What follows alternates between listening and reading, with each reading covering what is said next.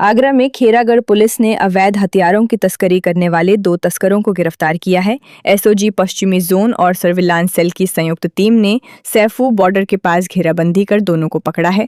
Police ने उनके कब्जे से 11 ऑटोमेटिक पिस्टल, अतिरिक्त मैगजीन, महिंद्रा थार, नकदी और फर्जी नंबर प्लेट बरामद की है।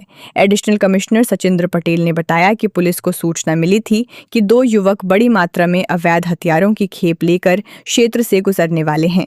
सूचना मिलते ही खेरागढ़ पुलिस और एसओजी की टीम सक्रिय हो गई। सैफू बॉर्डर पर गौशाला के पास पुलिया पर चेकिंग शुरू की। इसी दौरान एक संदिग्ध कार को रोकने का प्रयास किया गया।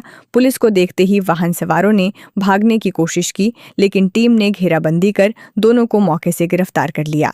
आरोपियों और कार की तलाशी लेने पर 11 अवैध 0.32 बोर ऑटोमेटिक पिस्टल और 10 अतिरिक्त मैगजीन बरामद हुई। इसके अलावा 2 मोबाइल फोन, 5,850 रुपए नगद और 4 नंबर प्लेट भी बरामद की गईं। बरामद नंबर प्लेटों में 2 प्लेट फर्जी हैं। पुलिस अब ये पता लगाने में जुटी है कि आरोपी वाहन की पहचान छिपाने के लिए इन फर्जी नंबर प्लेटों का इस्तेमाल कर रहे थे या नहीं। गिरफ्तार आरोपियों की पहचान हाथरस निवासी उदय वीर सिंह और राजस्थान के धौलपुर निवासी यश शर्मा उर्फ अन्नू के रूप में हुई है।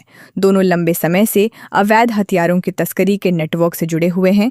आरोपी अलग अलग राज्यों से हथियार लाकर उत्तर प्रदेश और आसपास के क्षेत्रों में उनकी सप्लाई करते थे। पुलिस फिलहाल पूछताछ में जुटी है।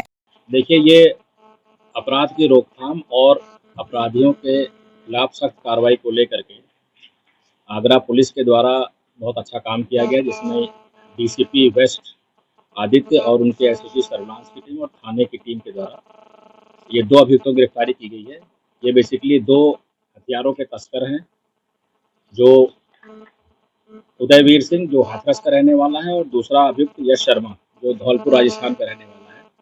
इन दोनों को गिरफ्तार किया गया। इनके पास से 11 पिस्टल बरामद हुई हैं और साथ में एक महिंद्रा थार गाड़ी भी हम लोगों को बरामद हुई है, जिसपे फर्जी नंबर प्लेट वगैरह इनकी पाई गई है। अभियुक्तों का आपराधिक इतिहास के संबंध में भी हम लोग आसपास के जनपदों से और अन्य प्रदेशों से भी जानकारी कर रहे हैं। शीघ्र ही वही मिल जाएगा और ये एक बहुत अच्छा कार्य जो आगरा पुलिस के द्वारा जो लगातार इंटेलिजेंस कलेक्शन और अभियुक्तों के खिलाफ जानकारी की जाती है, उसमें इस जानकारी को डेवलप किया गया और उसके बाद इन अभियुक्तों की गिरफ्तारी की गई है। सर, ये कहाँ से कर रहे थे, कहाँ से लेके आ रहे थे, कुछ पूछताछ में जानकारी आई है सर? और कहाँ ले खबर करनी थी इनको? अभी देखिए, चूंकि अभी हम लोग जो बैकवर्ड और फॉरवर्ड लिंकेज है इनके, उस पर अभी हमारी टीम काम कर रही है। इस लेवल पे अगर हम वो डिस्क्लोज करेंगे तो उससे हमारी आय कार्रवाई प्रभावित हो सकती है। सर, हाल में विधानसभा चुनाव और प्रधानी चुनाव भी आने वाले हैं। जी, पूछताछ में ऐसा नहीं निकला है कि चुनावों में खपाने के नहीं देखिए, ऐसा लिंक कभी ऐसा कोई नहीं आया है, लेकिन चूंकि आने वाले समय में चुनाव हैं तो इसकी संभावना से इनकार नहीं किया सकता। और चूंकि हम लोग अपराधियों के प्रति उनकी गतिविधियों पर नज़र रख रहे हैं, तो इसलिए हम सारे बिंदुओं पे और गहनता से जांच कर रहे हैं। बहुत अधिक अभी इस लेवल पे डिस्क्लोज इसलिए नहीं कर सकते क्योंकि अभी हमारी कार्रवाई चल रही है। सर, ये कार्य कर रहे थे, ये तस्करी करते हैं, हथियारों को एक जगह से लाना और उसके बाद जो इनके पास डिमांड आती है उसको बेचना। सर, इस पूरे मामले में ये 2 ही आरोपी हैं या इनके अलावा कोई अन्य साथी भी है? फिलहाल ये 2 आरोपी हैं जो गिरफ्तार किए गए हैं। जैसा मैंने बताया, बैकवर्ड और फॉरवर्ड लिंकेज दोनों पे काम चल रहा है, तो आने वाले समय में इस पे हम और डेवलप करके और अधिक गिरफ्तारियां भी करेंगे। कुछ दिन पहले मेरठ में भी कई ऐसी अवैध फैक्ट्रियों का भी भांडाफोड़ हुआ है। क्या मेरठ से भी इनका लिंक निकल सकता है? क्योंकि वहाँ पुलिस ने बड़ी कार्रवाई की थी। अभी उसको भी हम लोग डेवलप कर रहे हैं, उस पर भी काम कर रहे हैं। हो सकता है इनका कनेक्शन हो, बट अभी इस स्टेज पे कहना कुछ भी एक आरोपी राजस्थान का आप बता रहे हैं जी। तो क्या ये अवैध असला आगरा के अलावा राजस्थान में भी भेजा जाता है? देखिए, आगरा में पहला ऐसा कोई हॉटस्पॉट अब तक नहीं आया है जहाँ पे इस तरीके की मैन्युफैक्चरिंग या इस तरीके का जो है नेटवर्क हो।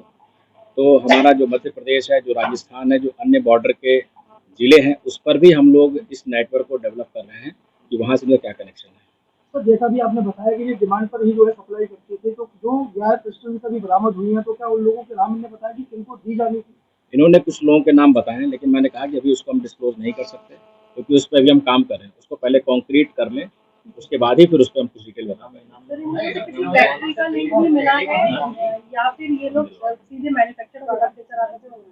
अभी तक तो जो जानकारी मिली है वो ये सीधे खरीदते थे और फिर उसके बाद उसको बेचते थे।